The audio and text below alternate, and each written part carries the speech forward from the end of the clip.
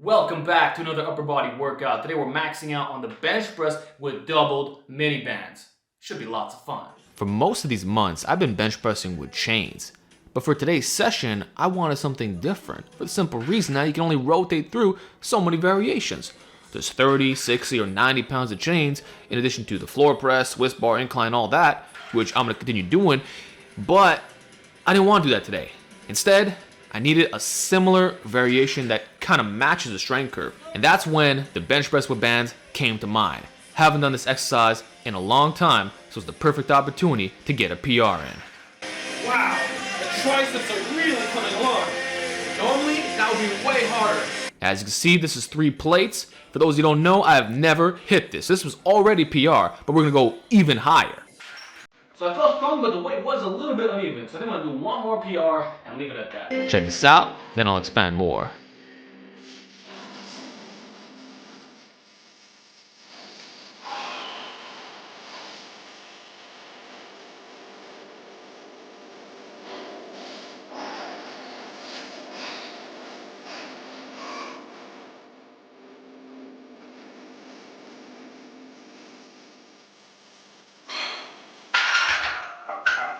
Beautiful! 325 with double minis. Lifetime PR for this variation. Honestly, it's going so well, guys. I'm just so happy that everything is going as planned. I'm going to keep documenting the gains for you. Now we're stripping off the bands, hit some back off work with 280. 3 sets of 10. And keep in mind, since this is straight weight, the first set might feel a little bit off, but also explosive. There you have it. I'm going to keep saying in my videos, strength is strength. How is it possible that I can increase my numbers that much without even doing the exercise once? It's carryover. Simple as that. You get bigger muscles, you use the highest volume of which you can handle, you rotate variations, use the right percentages, you get strong. In my previous Warmup max, well, I had done 295 clean and 305 with my butt off the bench. This is all documented, by the way. You can see it, right? How the form is different? That's what you can expect after maxing out with bands. So literally all of my presses are going up. That is the power of general strength training. Anyway, this is some back off work. 280 pounds, 3 sets of 10. Wow. I'm especially pleased since this is the secondary exercise. And last workout I did 275. So we upped that by 5 pounds. Now based off this, some guys are like, Alex, you're good for 405 right now. But I'm not sure that's the case. I think if I could do 275 with the Swiss bar, that 405 would be guaranteed. But with the straight, doing a little bit more, I don't think it's there, to be honest with you. I believe I can hit 390, 395, no problem right now. 395 would likely be a grinder, but I can get it in. 405 is not quite there yet, unless you want me to raise my butt off the bench, which is not the objective. I want to get it in relatively clean. So we got to keep getting stronger at this. I would say 295, 300 for 3x10 on the straight bar should be enough. 3 sets of 10 with 280. Wow. Not gonna lie, this is some tiring shit, man. Took a lot of energy out of me, but unfortunately, we are not done. Far from it. One thing to note is that as you get stronger, even if using the exact same percentages, the weights are more draining on the body. And with that 280, I was pretty much going to failure. So you best believe the fatigue is accumulating, which is fine, but that just means I need to rest longer, eat a lot more food, and not slack on my sleep. Everything has to be perfect outside the gym. So that's what it takes. It's not easy, it's hard. Okay, I can go a little bit heavier on that one. But I'm committed to the cause. I have this goal, I'm going for it 100%, all right? Anyway, this is the incline bench.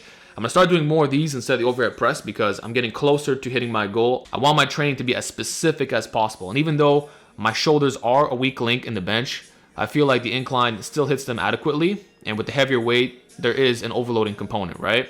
Plus, I can always isolate my delts on the side. And I found that incline pressing in general gives me slightly better shoulder recovery. The OHP really is a brutal movement, which is one of the reasons why I love it so much. You get more out of less weight.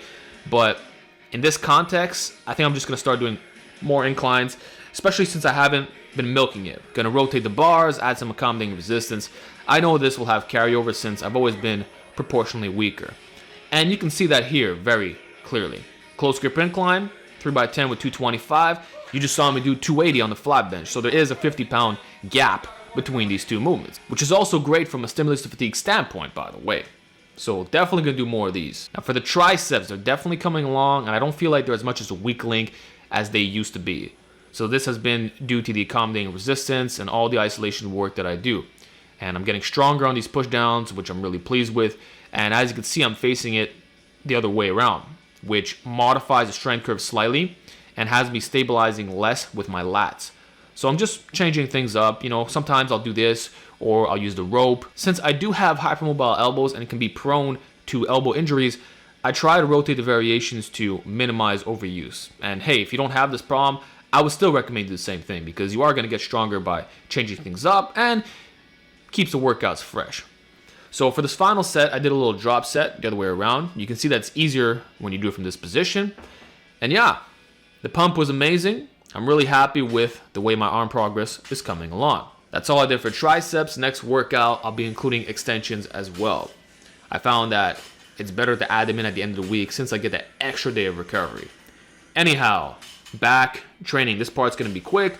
Doing 3 sets of 10, Pendlay Row, 225. I don't feel like I warmed up thoroughly enough, and I was very exhausted from all the previous work that I did, especially that 280 set with the bench, right? But regardless, I got it in. I'm trying to get stronger at this once more. I used to do a lot more weight in the past because I was specializing in rows, you know, my whole yoke training philosophy, but that's going to come back, all right? Especially now since I need that extra upper back for the bench press stabilization. I'm not necessarily doing this to look the thickest, even though it is contributing to that. I'm mainly doing it for the shoulder health and ensuring that I don't have kyphotic posture, because the stronger my bench gets, the worse it's going to be unless I counteract it with opposite strength forces, right? And that's where the Pendlay rows come into play. Explosive exercise, you get a great contraction in the back, super athletic. It's the way to go. So I'm going to do more of these, more barbell rows. Got to catch it up to my standard benching, and I might include straps as well since I do believe that enhances recovery to a certain extent. Anyhow, you may notice that it's lighter in the room, right? Okay, not making excuses here, but I did an Uber Eats order and it arrived early on. So I was like, okay, let me take a little break, eat the meal.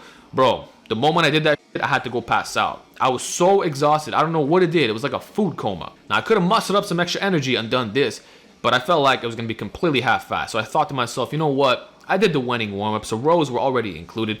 Plus, I'm already doing high-frequency rows to begin with, and this is a low-stress variation. So what if I do this the next day?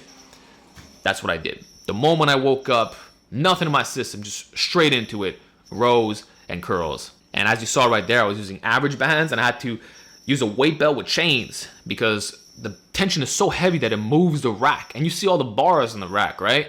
It's an insane tension. Most of you probably shouldn't even mess with the average bands to begin with. I would say double lights are the way to go. I'd rather just step further back. So next time, I'll do something like that, all right? At any rate, this is the final set of the chain curls. Love the way this feels on the brachioradialis and the elbows. So really complements your bench press and rows nicely. It's something that is great for longevity and just getting bigger guns in general. So I highly recommend it if you want something that's not just your standard hammer curl. Alright, that was another amazing workout. Hope you guys enjoyed it, and please give it a shot because you'll see right away that's very challenging.